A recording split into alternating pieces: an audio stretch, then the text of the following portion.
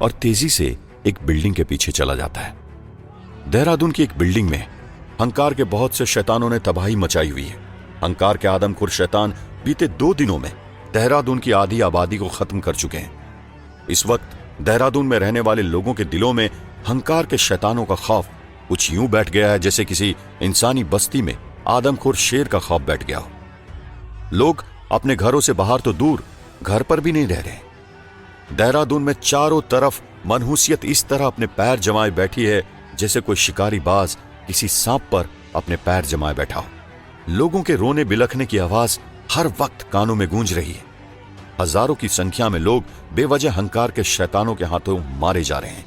मनहूसियत का इतना भयंकर मंजर शायद इससे पहले कभी देहरादून वासियों ने देखा होगा। और क्या होगा आगे और कैसे वो नया सुपर हीरो बचाएगा इंसानियत को, बने रहिए हमारे चैनल के साथ। टीवी एंकर ने पूरी बात बताते हुए कहा। इधर दूसरी तरफ देहरादून की एक बिल्डिंग के पास एक बूढ़ा आदमी अपने 2 पोतों के साथ डरते सहमते हंकार के शैतान से अपनी जान बचाकर कहीं छुपने की कोशिश कर रहे हैं। तो वहीं बूढ़ा अपने पोतों के साथ बिल्डिंग के एक कमरे में छुपने की कोशिश करता है।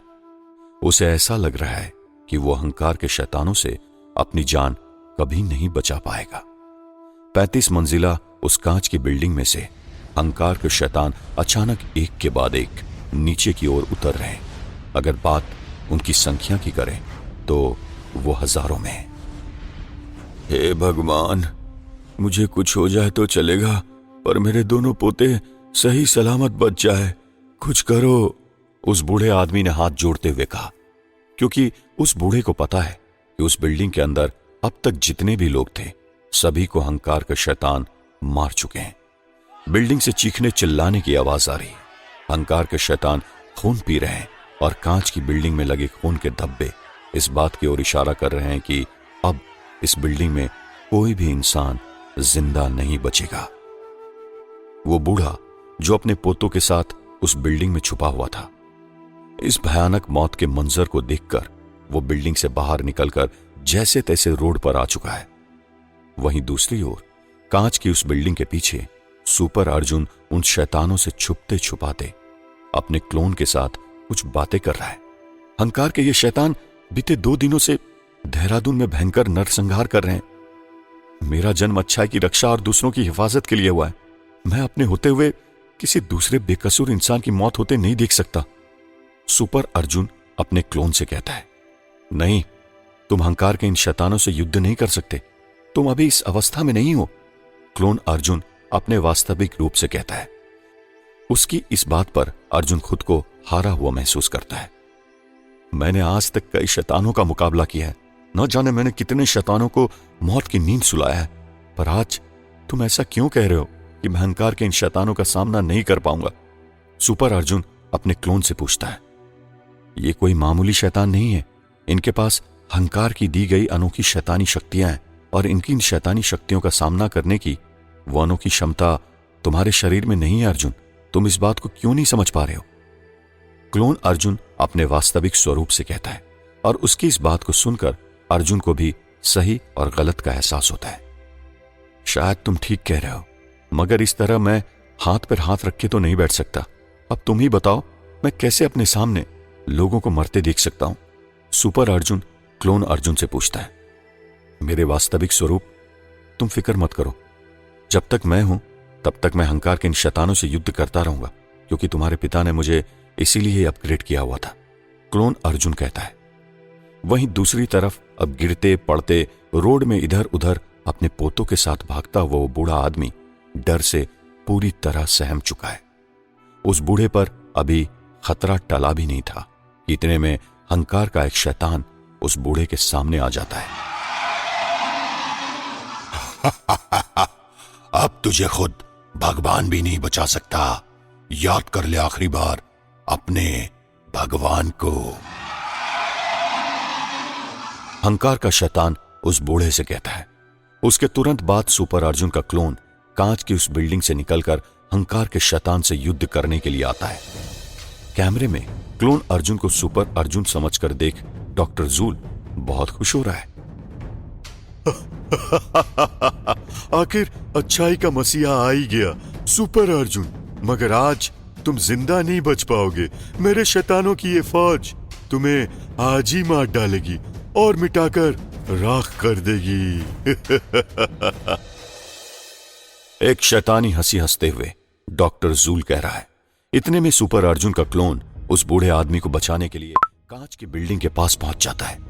इसके बाद सुपर अर्जुन का क्लोन हंकार के उन शैतानों से युद्ध करना शुरू कर देता है। अपने क्लोन को इस तरह हंकार के शैतानों से लड़ता देख सुपर अर्जुन कांच की बिल्डिंग से छुपकर देख रहा है। क्लोन अर्जुन बड़ी बहादुरी से हंकार के शैतानों का मुकाबला कर रहा है। एक के बाद एक हंकार के 2 शैतानों को क्लोन अर्जुन ने मार दिया है। अरे वाह मेरे क्लोन, तुम भी सही मायनों में मानवता के रक्षक हो। क्लोन अर्जुन को लड़ता देख सुपर अर्जुन बड़ी खुशी के साथ कह रहा है। क्लोन अर्जुन 2 शैतानों का सामना कर ही रहा था कि इतने में कांच की इस बिल्डिंग से हंकार के बहुत से शैतान बीच सड़क पर उतर आते हैं। इसके बाद वे सभी एक साथ क्लोन अर्जुन पर हमला कर देते हैं। कुछ ही सेकंड में वो सभी क्लोन अर्जुन पर हावी हो जाते हैं और क्लोन अर्जुन बुरी तरह से घायल हो जाता है। क्लोन अर्जुन इतना घायल हो चुका है कि अब उसके प्राण भी संकट में आ चुके हैं। अपनी जान की सलामती को देखते हुए क्लोन अर्जुन हंकार के उन शैतानों के बीच से गायब होकर उस जगह पहुंचता है जहां सुपर अर्जुन अभी है। क्लोन अर्जुन को अचानक अपने सामने घायल अवस्था में देख सुपर अर्जुन कहता है, अरे तुम्हें ये क्या हो गया? वो शैतान बहुत खतरनाक है, मैं कैसे उनका सामना करूं? क्लोन अर्जुन कहता है। उसकी इस हालत को देखकर असल अर्जुन गुस्से से भर जाता है। मैं तुम्हारे इन जख्मों का बदला जरूर लूंगा। क्लोन अर्जुन से ऐसा कहकर सुपर अर्जुन उन शैतानों की ओर जाने लगता है। रुको मेरे वास्तविक स्वरूप, तुम्हारा उनके पास जाना खतरे से खाली नहीं। अपनी जिद में आकर ऐसा मत करो। अपने वास्तविक प्रतिरूप से ऐसा कहकर क्लोन अर्जुन सुपर अर्जुन को वहां से अपने साथ गायब कर वहां से चला जाता है, जहां देविका अभी काफी परेशान है और अर्जुन की फिक्र कर रही है। देविका अर्जुन को लेकर अभी काफी परेशान है और उससे भी ज्यादा परेशान वो हंकार के हजारों की संख्या में मौजूद उन शैतानों की फौज से है, जिन्होंने इन 2 दिनों में देहरादून की आधी से ज्यादा पॉपुलेशन को खत्म कर दिया है। मुझे अब बहुत डर लग रहा है बेटा कि कहीं अब तुम दोनों को भी वो शैतान कुछ नुकसान न पहुंचा दे, देविका ने चिंतित होकर कहा। अरे नहीं मां, आप हमारी टेंशन मत लीजिए, और वैसे भी हमें कुछ भी नहीं हो सकता, और वैसे भी कुछ हो भी जाता है तो इस जिंदगी का क्या फायदा जो आज हमारे रहते हुए हम लोगों को उन शैतानों से नहीं बचा पाए, अर्जुन ने चिल्लाते हुए कहा। बेटा तू सही कह रहा है, लेकिन शायद तू इस बात से अनजान है कि इसमें सारी गलती तेरी ही है। आज तेरे कारण लाखों की संख्या में लोग मारे गए। मैं जानती हूं बेटा कि तेरा जन्म अच्छाई की रक्षा के लिए हुआ है, लेकिन आज उसका उल्टा हुआ है। आज तेरे कारण कई माओं ने अपने बेटे को खो दिया।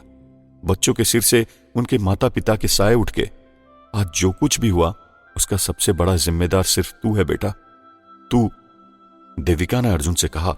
और ये सब सुनकर अर्जुन और क्लोन अर्जुन दोनों हैरान हैं। दोनों को कुछ भी समझ नहीं आ रहा है कि देविका कह क्या रही। इन सब का जिम्मेदार सिर्फ अर्जुन ही क्यों? उसने तो पूरी कोशिश की थी कि वो अपनी जान पर खेलकर लोगों को बचाए, पर इसमें अब वो भी करता क्या, क्योंकि अब वो एक नॉर्मल इंसान है और उसके पास अब कोई सुपर पावर भी तो नहीं है। तो इसमें पूरा दोष अर्जुन का कैसा? क्लोन अर्जुन ने देविका से पूछा। उसकी इस बात का जवाब देते हुए देविका ने कहा, अर्जुन ने पास्ट में जाकर वो करने की कोशिश की जो होना पॉसिबल नहीं था। उसने पास्ट में जाकर सब कुछ बदल कर रख दिया, जिसका खामियाजा आज उसके साथ पूरी दुनिया को भुगतना पड़ रहा है। हालांकि इस टाइम पैटर्न में हम अर्जुन के माँ बाप अभी जिंदा हैं। इससे पहले वाले टाइम पैटर्न में हम अभी तक जिंदा नहीं रहते, क्योंकि जो हमारी लाइफ में होना होता है वो होकर ही रहता है। हम चाहकर भी उसे बदल नहीं सकते, फिर चाहे वो आज हो या कल, वो होकर ही रहेगा। मां, ये आप क्या कह रही हैं? मुझे कुछ समझ नहीं आया। मेरे पास में टाइम ट्रेवल करके जाने से इतना कुछ कैसे बदल सकता है? अर्जुन ने चौंकते हुए पूछा। तुम्हें शायद इस बात का एहसास नहीं है अर्जुन कि इसी टाइम ट्रेवल की वजह से आज इतने लोगों की जान जा चुकी है। बात अगर सिर्फ टाइम ट्रेवल की होती तो चलता, तुमने पास्ट 1983 में जाकर वहां सब कुछ बदल दिया। तुमने वहां जाकर डॉक्टर जूल को खत्म कर दिया, जो आगे जाकर मेरे और देव की मौत का कारण बनने वाला था। लेकिन तुमने उसे वहीं खत्म कर दिया, और यही वो कारण था जिस वजह से इस टाइम पैटर्न में तुम हमें देख पा रहे हो। डॉक्टर जूल के मरने का वक्त वो नहीं था, इसलिए पास्ट में डॉक्टर जूल के खत्म होने से सभी शैतानी ताकतें तुमसे बदला लेने के लिए इस टाइम पैटर्न में तुम्हारा पीछा नहीं छोड़ रही है, जिसका खामियाजा आज इतने सारे लोगों को अपनी जान गंवाकर भुगतना पड़ रहा है। पास्ट में डॉक्टर जूल के होने के साथ ही तुमने सीधे सीधे बुराई की ताकत को चुनौती दे दी, इसलिए अब सारी ताकतें इकट्ठा होकर तुमसे बदला ले रही है। देविका ने एक अजीब सी मायूसी के साथ कहा। मैं मानता हूं मां कि पास्ट में जाकर मैंने काफी गलतियां की है, जिसका खामियाजा आज लाखों लोगों को अपनी जान गंवाकर भुगतना पड़ रहा है। लेकिन वहां मैंने ये सब जानबूझकर नहीं किया। टाइम ट्रेवल से पास्ट में जाना ये मेरी मर्जी नहीं थी।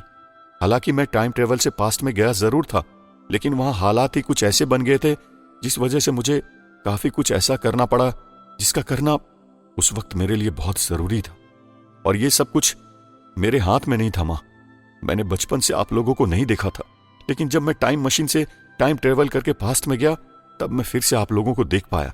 और ये मेरी जिंदगी में वो पहला मौका था जब मैंने आपको देखा। और ये भी समय का खेल है कि इस टाइम पैटर्न में भी मैं आपके साथ हूं। ऐसा कहते ही अर्जुन की आंखों से आंसू बह निकले। अर्जुन की यह हालत देख देविका का दर्द भी छलक उठा। वो अपने बेटे अर्जुन के आंसू पोंछने लगी।